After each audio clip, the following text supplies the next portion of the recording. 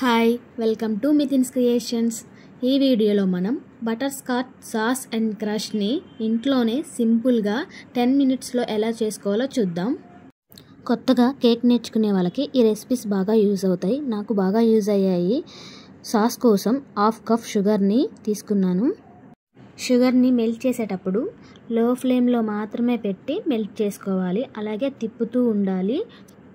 Water ఏమీ add చేయకూడదు. మనం షుగర్ మెల్ట్ చేయడానికి తీసుకున్న గిన్నె ఎప్పుడూ కూడా మందంగా ఉండేటట్టు చూసుకోవాలి. పలుచగా ఉంటే త్వరగా అడుగంటిపోతూ ఉంటుంది.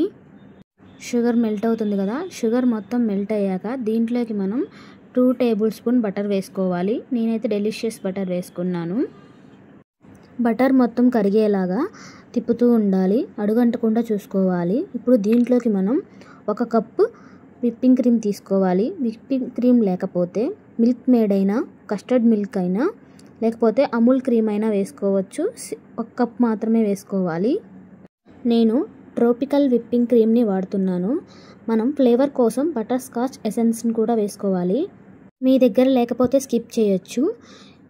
స్టవ్ ఆఫ్ చేసి సాస్ చల్లారాక తడి లేని ఒక బాక్స్లో స్టోర్ చేసుకోవాలి. ఇప్పుడు మనం బటర్ స్కాచ్ క్రష్ని ఎలా ప్రిపేర్ చేసుకోవాలో చూద్దాం. దీనికోసం నేను 1/2 కప్ షుగర్ని తీసుకొని స్టవ్ వెలిగించి లో ఫ్లేమ్లో పెట్టి షుగర్ని తిప్పుతూ మెల్ట్ చేసుకుంటున్నాను. సాస్కి క్రష్కి సేమ్ ఇంగ్రీడియంట్స్ ఉంటాయి. క్రష్లోనేమో మనం నట్స్ యూస్ చేస్తాము, సాస్కి అయితే మనం విప్పింగ్ క్రీమ్ వేస్తూ ఉంటాము. ఈ సాస్ని క్రష్ని ఎప్పుడూ ఫ్రిడ్జ్లోనే ఉంచాలి. యూస్ చేసుకున్న వెంటనే ఫ్రిడ్జ్లో పెట్టేయాలి, లేకపోతే మెల్ట్ అయిపోతూ ఉంటాయి. వాటర్ ఏమీ పడకూడదు వీటిలో. ఇప్పుడు దీంట్లోకి నేను 2 టేబుల్ స్పూన్ బటర్ యాడ్ చేసి తిప్పుతూ ఉన్నాను. బటర్ పూర్తిగా మెల్ట్ అయ్యాక దీంట్లో ఎసెన్స్ వేసుకోండి. మీ దగ్గర ఉంటేనే వేసుకోండి బటర్ స్కాచ్ ఎసెన్స్ ఫ్లేవర్ కోసం. ఇప్పుడు దీంట్లోకి ముందుగా చాప్ చేసుకొని ఉంచుకున్న జీడిపప్పు, బాదం పప్పు పీసెస్ని వేసి కలపాలి. 3-4 టైమ్స్ బాగా కలిపాక బటర్ అప్లై చేసుకున్న ప్లేట్కి దీన్ని పల్చగా అప్లై చేసుకొని 20 మినిట్స్ పాటు పక్కన పెట్టాలి. పూర్తిగా డ్రై అయిపోయాక చాక్తో తీస్తే నీట్గా వస్తుంది. బటర్ అప్లై చేయడం వల్ల ఎక్కడా కూడా అతుక్కోకుండా ఉంటుంది.